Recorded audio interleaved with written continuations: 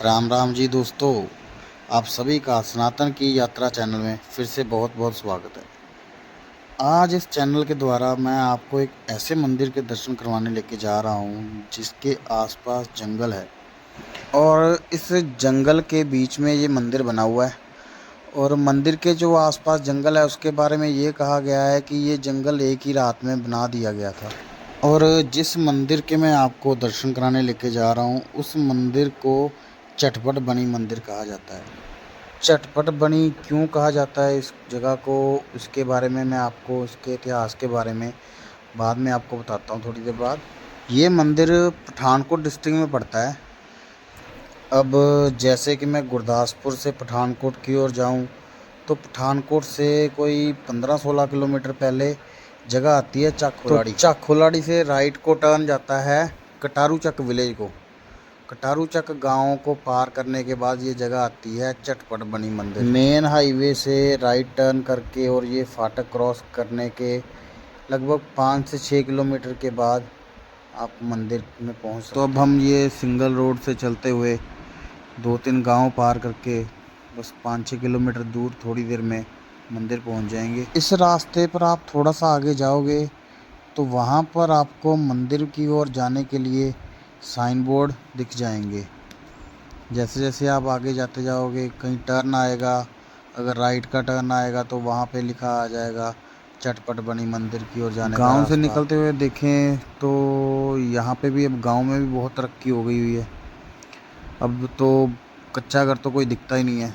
नहीं तो पहले कई सालों पहले जब गांव जाते थे तो कच्चे घर होते थे। अब तो हर तरफ पक्के घर हैं, लेंटर पड़े हुए, गाड़ियाँ मोटरसाइकिल हर गांव में अब भरी पड़ी हैं। पर जो एक बात है गांव की जो कभी भी नहीं बदलेगी वो है यहाँ पे, जहाँ गांव में किसी भी गांव में देख लो तो हर तरफ हरियाली, हर तरफ आपको पेड़ ही पेड़ दिखाई देंगे।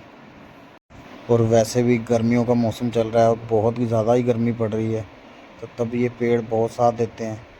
और जिस मंदिर में मैं आपको लेके जा रहा हूँ वहाँ पर तो चारों तरफ हरियाली ही हरियाली है। बस अब कुछ ही देर में शायद हम मंदिर पहुँच जाएंगे, मेरे ख्याल से 1-2 मिनट में। और ये हम देख रहे हैं सामने मंदिर का गेट और ये लोग गांव के लोग हैं जो मंदिर जा रहे हैं दर्शन करने। तो चलिए अब हम भी एंटर करते हैं मंदिर के गेट के अंदर। तो लीजिए दोस्तों, हमने कर लिया एंटर मंदिर के अंदर और ये हम गाड़ी लगाने लगे हैं पार्किंग में।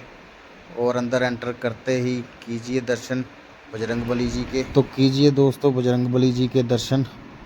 और ये जो मंदिर है ये भगवान भोलेनाथ जी को समर्पित है। और अंदर जाने से पहले बजरंगबली जी को माथा टेक के फिर आपको अंदर लेके जाया जाएगा।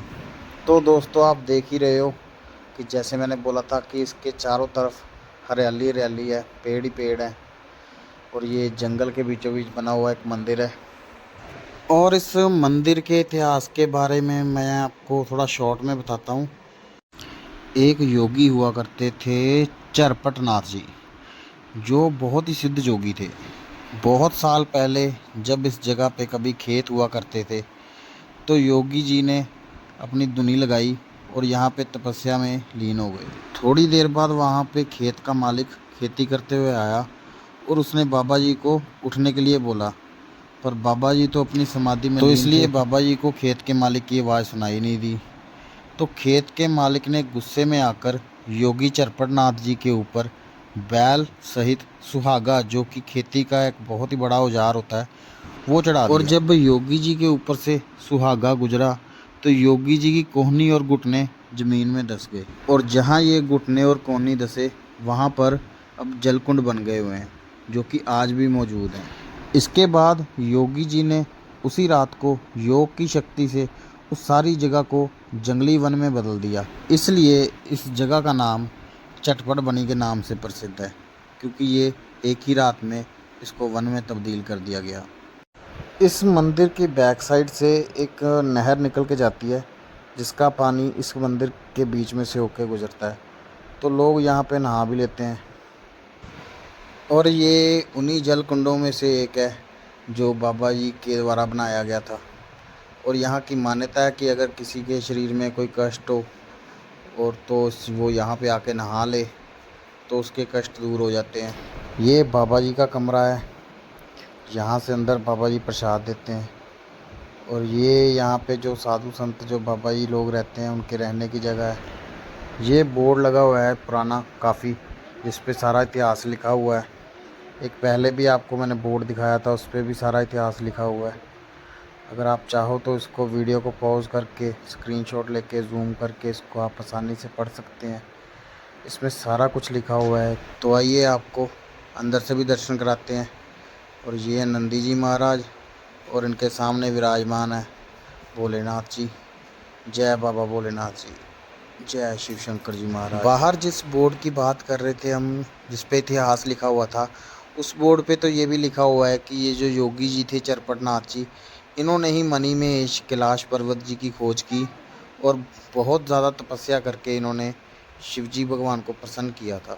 और ये वो जगह है जहाँ पर बाबा जी की धुनी हर टाइम चलती रहती है, ये कभी बंद नहीं होती। तो दोस्तों जैसे ये देखिए झूले लगने शुरू हो गए हैं। अब जैसे सावन महीना शुरू हो रहा है 16 तारीख से, तब तक तो यहाँ पे बहुत सारे झूले लग जाएंगे और यहाँ पे बहुत ज़्यादा रश होगा। अच्छा तो दोस्तों अब जाने का समय हो गया, अब हम निकलेंगे यहाँ से घर वापसी। और अगर तो मेरे द्वारा और इस चैनल के द्वारा दी गई जानकारी आपको अच्छी लगे, आपको नॉलेजेबल लगे, तो प्लीज़ मेरे चैनल को लाइक और सब्सक्राइब ज़रूर करें। बहुत बहुत धन्यवाद। राम राम।